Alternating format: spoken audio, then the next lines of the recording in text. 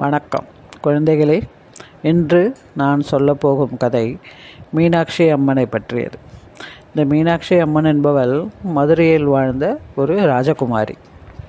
இவளுடைய தந்தை பெயர் மலையத்விஜ பாண்டியன், தாயார் காஞ்சனமாலை அப்படிங்கிறவா. இவள் சிறந்த பாண்டிய ராஜாவாக இருந்துட்டுருக்கா. ஆனால் குழந்தைகளே இல்லை. ரொம்ப தபஸ் பண்ணி புத்திரகாமேஷ்டி யாகம் பண்ணி பெண் குழந்தைய மீனாட்சி அம்மன் அந்த ஹோமத்திலிருந்து வந்த குழந்தையவ 3 வயசு குழந்தைய அப்படியே வரா. அவளை எடுத்து வளர்த்து ரொம்ப சந்தோஷமாக வளர்த்துட்டு வரா. அவள் அப்பாவுக்கு ஒரே பெண் குழந்தைங்கிறதுனால இவளை ஆண் வாரிசு மாதிரி எல்லா விதமான கலைகளையும் கற்றுக் கொடுத்து வளர்க்கணும்னு ரொம்ப ஆசை. அதே மாதிரியே எல்லாம் வால் பயிற்சி, குதிரை ஏற்றம், யானை ஏற்றம் எல்லாமே ஒரு ராஜானா எப்படி இருக்கணுமோ அப்படி அந்த குழந்தைய வளர்க்குறார். அவளும் மிக தைரியசாலியான பெண். அப்போது அந்த குழந்தை புத்திர காமேஷ்டி யாகம் செய்து பிறந்ததுனால அவளுக்கு தடைகளே கிடையாது. அதனால் தடாதகை பிராட்டி அப்படின்னு முதல் இயற்பெயர் தடாதகை. கண் மீன் போல் அழகாக இருக்கும். அதனால் பிற்காலத்தில் அவள் பேர் மீனாட்சின்னாச்சு. கயல்விழி, அங்கையர்கண்ணி அப்படின்னு பல பெயர்கள் உண்டு அந்த குழந்தைக்கு. பெரிய ராஜகுமாரியாக வளர்ந்துட்டு வரா. ஆனால் அவள் அப்பா அம்மா நீ இந்த பூமியை மட்டும் ஜெயிச்சா போகாது, விண்ணுலகத்துக்கும் போகணும், அங்கே தேவலோகத்துலேருந்து எல்லாத்தையும் ஒரு குடையின் கீழே நீ ராஜ மாதாவாக நீ பெருசாக இருக்கணுமான்னு விபத்தாலும் சொல்லுவார். அந்த குழந்தையும் அதை கேட்டுன்னு நிச்சயம் நான் பண்ணுவேன்ப்பா அப்படின்னு சொல்லும். ஆனால் இந்த குழந்தைக்கு சிறு வயசுலேருந்தே 3 ஸ்தனங்கள் இருந்தது.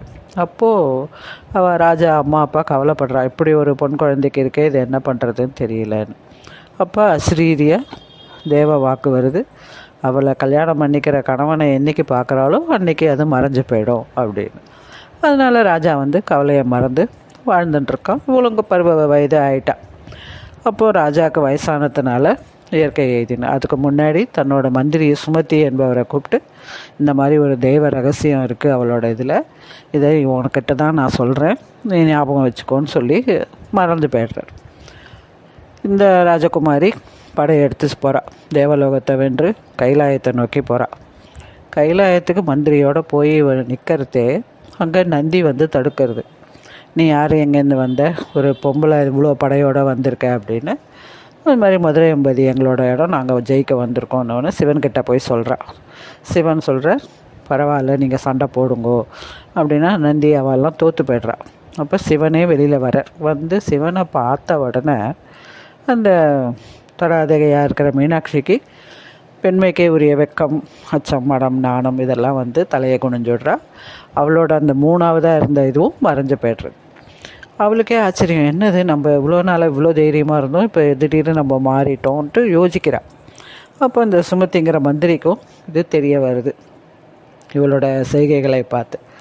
அப்புறம் திரும்பி போயிடுறாங்க. மதுரைக்கே படையெடுத்து ஜெயிச்சுன்னு வந்துடுறான். இப்போது அந்த மந்திரியாகப்பட்டவர் அவள் அம்மாட்ட சொல்கிறா, காஞ்சனமாலை கிட்டக்க இந்த மாதிரி விஷயம் நடந்தது, ஸோ உங்கள் பொண்ணுக்கு ஏற்ற மாப்பிள்ளை சிவபெருமான் தான் அப்படின்னு சொல்லிடு. உடனே அவள் அம்மாக்கெல்லாம் ரொம்ப சந்தோஷம். பரவாயில்ல, இப்போ ஏற்பட்ட இடத்துலேருந்து நம்ம பொண்ணை கேட்டன்னு வருவோம், கல்யாணம் பண்ணி கொடுக்குறோன்னா பெரிய விஷயம் அப்படின்னு. அதே மாதிரியே சிவபெருமான் மீதி மகாவிஷ்ணு, நாரதர் எல்லாருமா போய் பேசி சிவபெருமானை சம்மதிக்க வச்சு மீனாட்சி அம்மனை கல்யாணம் பண்ணிக்க வரார் மதுரையை நோக்கி. அப்போ வரத்தே பழைய அவரோட கோலம் எலும்பு மாலை, புலித்தோல், பாம்பு அப்படி இருக்கிறதெல்லாம் விட்டுட்டு அழகு மிக்க சுந்தரனாக வரார்.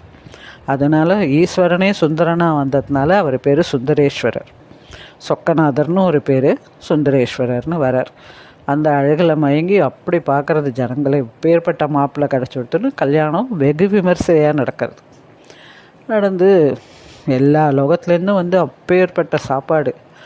அப்போ மீனாட்சி அம்மன் என்ன பண்ணுறா, சிவனோட வந்த பரிவாரங்கள் ரொம்ப கம்மி, அவங்க சாப்பாடெல்லாம் நாங்கள் அவ்வளோ பண்ணியிருக்கோம், மழை அளவு இருக்குது, இன்னும் பாதி கூட காலியாகலை, உங்கள் மனுஷா யாராவது இருந்தால் சாப்பிட இன்னும் வர சொல்லலாம், இன்னும் யாராவது வரத்துக்கு இருக்காளா கூப்பிடுங்கோ, எல்லோரும் வந்துட்டாளான்னு மீனாட்சி அம்மன் கேட்குறேன்.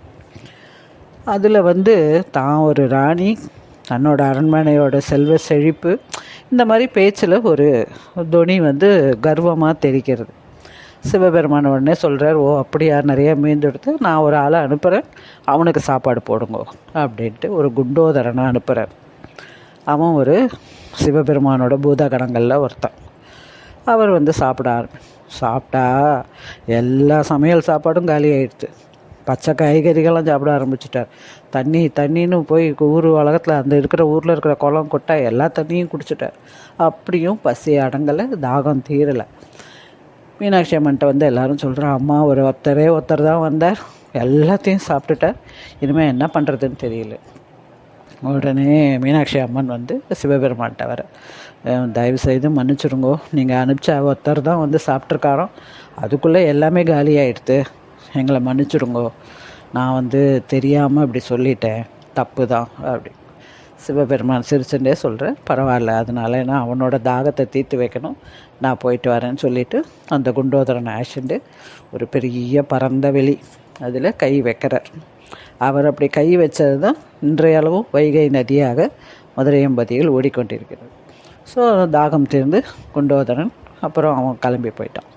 ஸோ சிவபெருமான் அப்பேற்பட்ட கைலாய மலைக்கே அதிபதியாக இருந்தாலும் தான் மணந்து கொண்ட ஒரு பெண் அந்த ஊருக்கு ராணியாக இருப்பதால் அவளை மதித்து அவளோட மதுரையம்பதியில் வாழ்ந்துட்டு வர்றார். ஸோ இதிலிருந்து பெண்மைக்கு ஒரு எவ்வளோ முக்கியத்துவம் அந்த காலத்திலே கொடுத்துருக்காங்கிறதும் நமக்கு ஓரளவு புரியுறது. அதே மாதிரி தடாதகை பிராட்டியும் சிவபெருமானுடன் சேர்ந்து அங்கையர் கன்னியாக வாழ்ந்து வருகிறார்கள். அப்புறம் அவள் வம்சத்துக்கு ஒரு புள்ள பிறக்கிறான், அவன் அப்புறம் வம்சாவளி அப்படியே வாழ்ந்துட்டுருக்கு. கடைசியில் மீனாட்சி அம்மன் சொக்கநாதரோட நாங்கள் எங்களோட வந்த வேலை முடிஞ்சது, நாங்கள் கிளம்புறோன்னு சொல்லி கைலாயத்துக்கு கிளம்புறோம். அந்த சிவபெருமான்கிட்டயே ஐக்கியமாயிடுறான். அப்போ ஊர் ஜனங்கள்லாம், நீ எங்கள் வீட்டு குழந்த, எந்த மதுரையில் இருக்கிற அவ்வளோ பேருக்கும் முதல் பெண் குழந்தை பிறந்த மீனாட்சி தான் பேர், இன்னி வரலும் அதான் நடக்கிறது. ஸோ எங்களை நீ கைவிட்டுட்டா எப்படி அம்மா அப்படின்னு கேட்குறதுக்கு வருத்தப்படாதீங்க, இந்த சித்திரை திருவிழா மாதிரி வருஷம் எங்களை வச்சு நீங்கள் கொண்டாடுங்க. நான் சிவனோடு இருந்தாலும் இந்த மதுரையம்பதி இருக்கிற உங்களை எல்லாரையும் கடைக்கண் பார்வையால் அருளாட்சி செஞ்சுன்னு தான் இருக்கேன், இந்த ஊரை விட்டு எங்கேயும் போகமாட்டேன் அப்படின்னு வாக்கு கொடுக்குறான். ஸோ அந்த மீனாட்சி அம்மனாக வாழ்ந்து இன்றைய அளவும் மதுரையம்பதியை காத்து கொண்டிருக்கிறாள். ஸோ குழந்தைகளை, இந்த மீனாட்சி அம்மன் கதையை கேட்டு நீங்களும் ரசித்திருப்பீர்கள் என்று நினைக்கிறேன். நன்றி, வணக்கம், வாழ்க வளமுடன்.